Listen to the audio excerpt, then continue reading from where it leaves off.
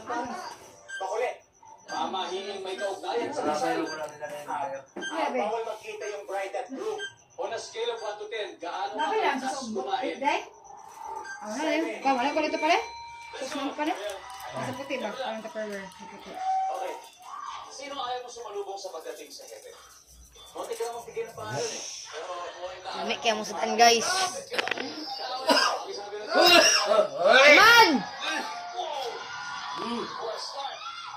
So, atong taong si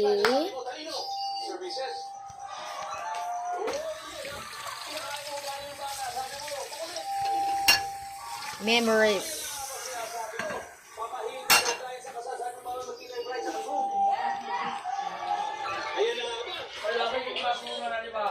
Okay. Lapitan ko. Mo si pizza karon ma. February 26 karon guys. 2024.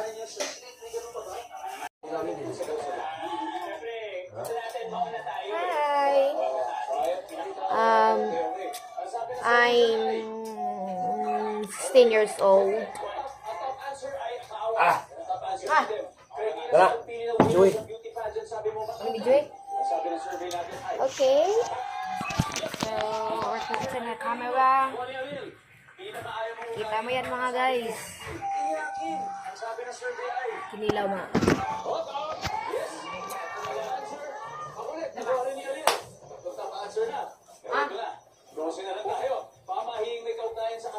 Kailangan tagma.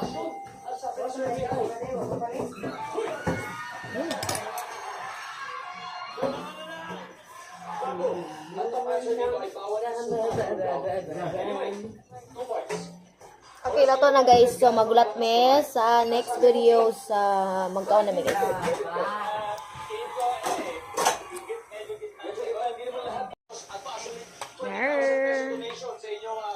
Nabukad na siya.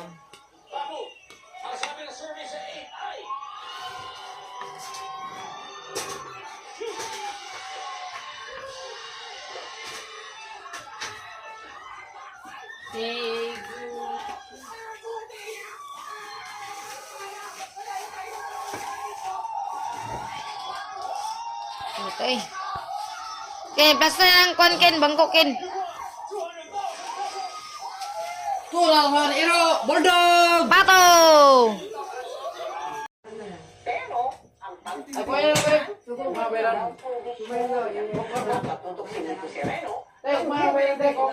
God bless for the day.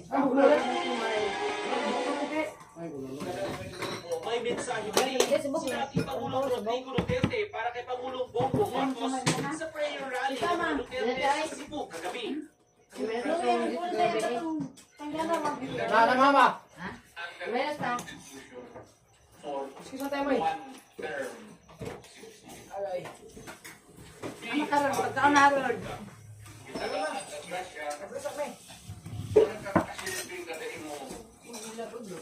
Oh, go. Ayaw sunda ng iyan. Kaya mapandol yung dali. Ang mga hakbang sa pag-amyenda sa saligang batas sa pamamagitan ng People's Initiative ang muling pinuntirya ni Duterte sa kanyang Magmukbang ka ba? Pero ang sabi niya ngayon, susuportahan niya ang mga pagbabago sa konstitusyon kung para ito sa kapakanan ng mga mamamayan at hindi sa mga taong may pansariling interes. Kung susuportahan changes in the constitution, economic provisions, whatever, even in terms sa tanang chapter niya, apil na Wala na, dugmok ang silyo. termino sa president. Okay ko. Basta dili ang pabor sa kaligtad karon o sa sunod na eleksyon. Nagpasalamat naman ang dating Pangulo sa suporta ng mga Cebuano. Nananawagan rin siya na patuloy na suportahan ang anak na si Vice President at DepEd Secretary Sara Duterte sa mga plano nito sa susunod na eleksyon. Patuloy na sinisikap ng GMA Integrated News na makuha ang panig ng palasyo sa mga sinabi ni Duterte. Ikinatuwa ng ilang kongresista ang anilay nagbagong posisyon ni dating Pangulong Duterte kaugnay sa Chacha.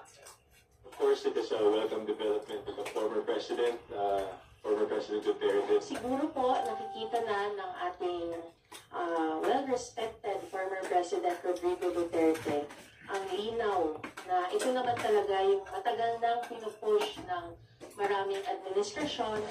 Pero ayon kay House Deputy Speaker David Suarez, Mas magiging maganda po ito kung pati ang kanyang mga sumusuporta ay sumalamin din sa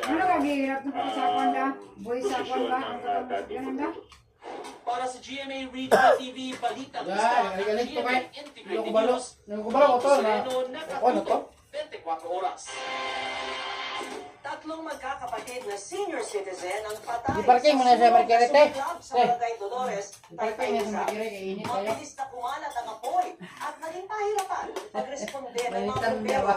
dahil daw sa kami nakadikit sa bakay. Init kaya kayo mabulan. Naan na naman yan matapos ang halos 1 oras pero may tatlong nasawi. Ayon po sa naulilang kaanak ng mga biktima. Ako ay parking din Pinanitan ng naman dalawa kasi ang iboto ka ng kapatid boting. ng may kapansanan na naiwan sa nasusunod Ba't na bakay. makulakaon niya ba?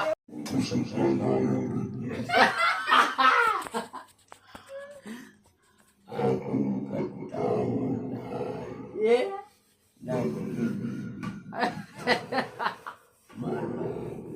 Otro pa. Doon siya.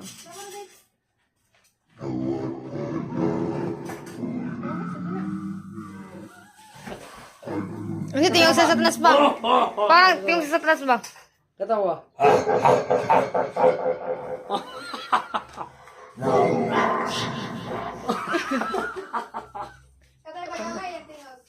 Budi koy.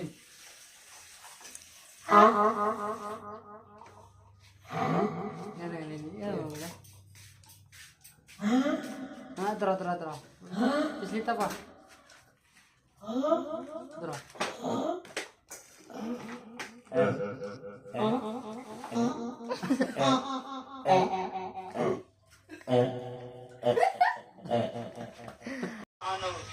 Today, Mr. Speaker, there's a bright light at the end of the tunnel.